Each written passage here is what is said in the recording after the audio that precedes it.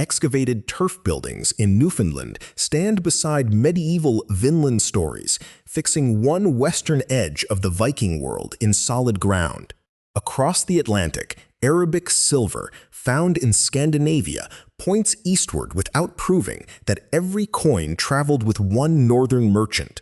These opposite horizons make the Viking world look continental, yet its true size depends upon what connection means. Direct settlement, seasonal travel, warfare, trade through intermediaries, and second-hand knowledge created different maps. There was no unified Viking world with borders, a capital, or one authority commanding its routes. Instead, overlapping networks radiated from many Scandinavian communities and changed across 3 centuries. Their core lay among Danish straits, Norwegian coasts, Swedish lakes, Baltic islands, farms, ports, and political centers. Even that core remained regionally divided by terrain, law, dialect, allegiance, and access to shipping.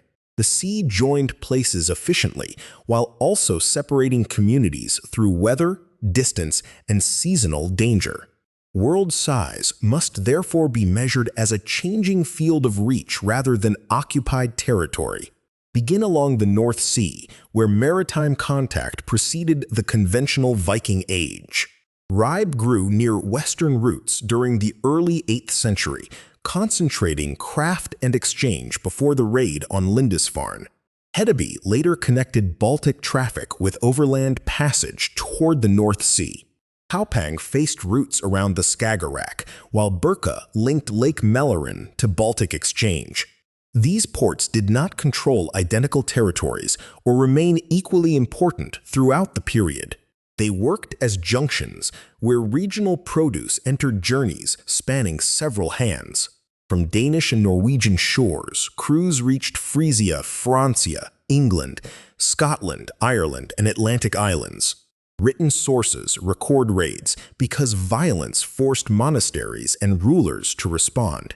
Settlement archaeology and place names reveal longer relationships beyond the moment of attack. In England, campaigning eventually produced landholding, towns, intermarriage, conversion, and political accommodation. Dublin became both a Scandinavian-connected kingdom and a commercial port embedded within Irish affairs. Normandy emerged through agreements and settlement that transformed northern newcomers into a Christian principality. Such outcomes enlarged networks while making the label Viking less appropriate for later generations.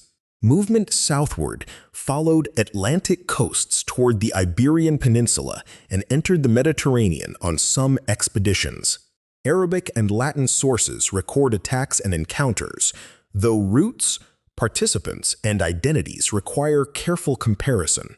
Reaching a coast briefly did not bring that region inside a Scandinavian sphere of rule. Contact maps must distinguish a fleet's appearance from durable social connection. The Western Ocean created a different scale because settlement advanced in stages. Norse communities occupied the Faroe Islands, then Iceland, where farms and assemblies anchored new societies. Greenlandic Norse settlements followed near the end of the 10th century, depending upon pastoral work and Atlantic communication. Travel beyond Greenland reached North America close to the beginning of the 11th century. At L'Anse aux Meadows, 8 building remains and workshop evidence identify an authenticated Norse base. Ironworking debris, ship repair material, and Norse-style objects demonstrate organized occupation rather than a stray landing. The camp stood within lands long inhabited by indigenous peoples whose histories did not begin with European arrival. Its short duration marks a limit as clearly as its distance marks achievement. No archaeological evidence supports a lasting Norse colony spreading across the continent. The Vinland sagas were written later and cannot securely attach every named voyager or event to the Newfoundland site. They preserve traditions of Western travel while archaeology establishes the location independently. Thus, the westernmost proven edge was real, small, and temporary. Sámi and Norse communities interacted through trade, taxation, exchange, conflict, and cultural contact across northern Fennoscandia. The account of Othere, preserved at King Alfred's court, describes a northern Norwegian traveler and his journeys.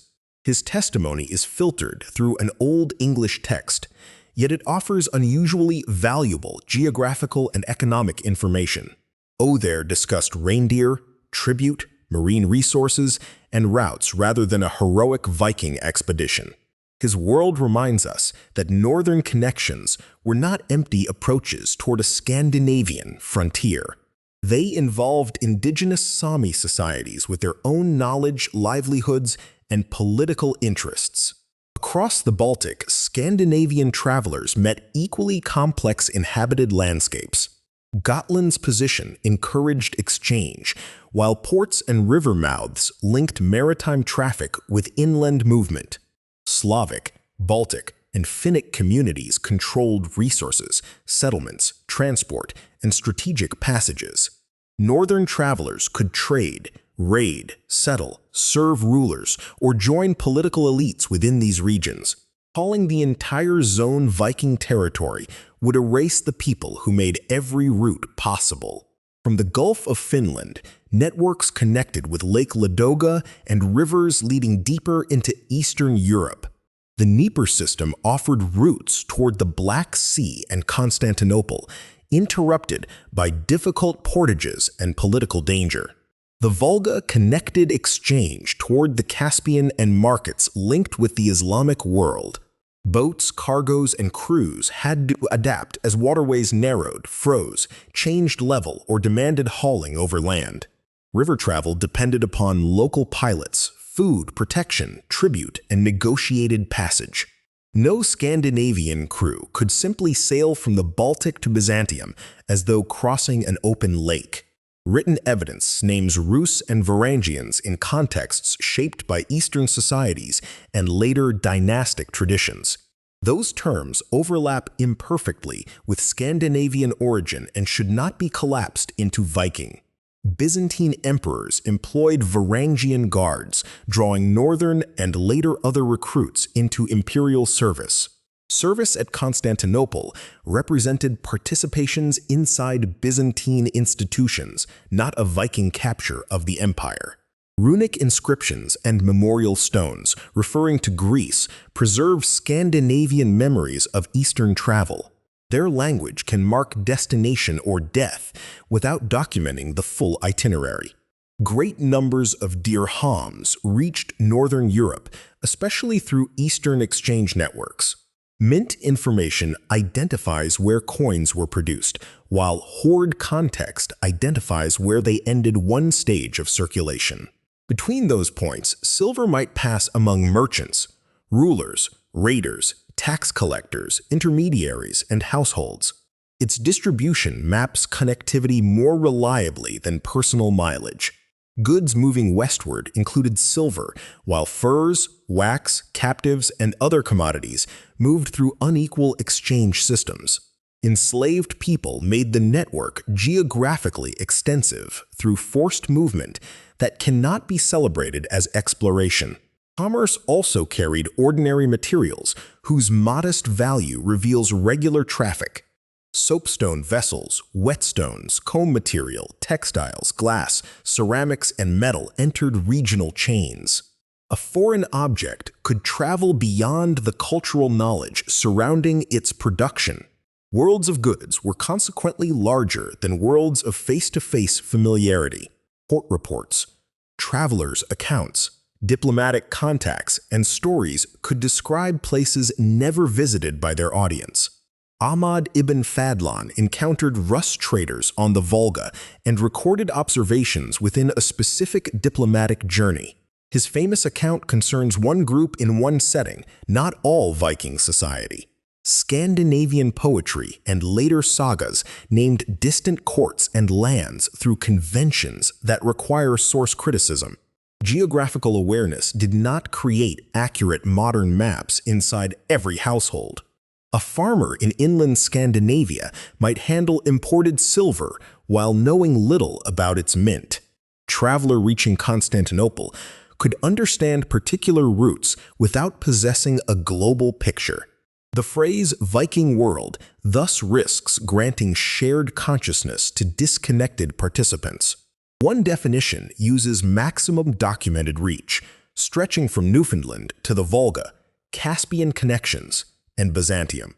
That map captures remarkable mobility but combines settlement, raids, employment, and indirect trade as if equivalent. Another definition asks where Scandinavian-linked communities sustained repeated social relationships.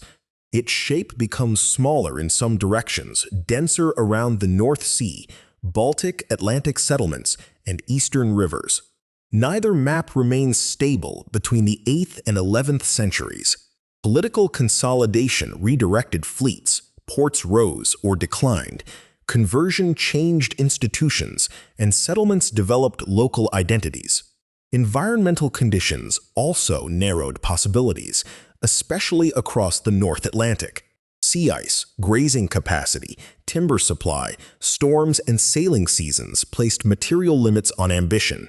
Distance alone never determined survival because support networks could make far places more accessible than nearer hostile coasts. The largest world belonged to objects that passed from hand to hand. The most durable overseas worlds belonged to households capable of reproducing community and negotiating power locally. Military reach could be sudden and distant, yet often vanished when fleets departed. Another authenticated Norse site in North America would revise the Western pattern, especially if securely dated and functionally distinct. Better Eastern settlement evidence could separate transient travelers from rooted communities along specific routes. Neither discovery would turn all intervening land into Viking space. Present Lance Ox Meadows fixes direct presence at the Atlantic extreme, while dirhams trace exchange toward distant mints. The first interpretation calls the Viking world enormous because northern travelers reached across the ocean and deep into Eurasian systems. The second calls it fragmented because most connections depended upon local peoples, intermediaries, seasons, and temporary political arrangements. Both are supported when their measurements remain separate. The Viking world was largest as a network, smaller as settlement, and almost nowhere an exclusively Scandinavian possession.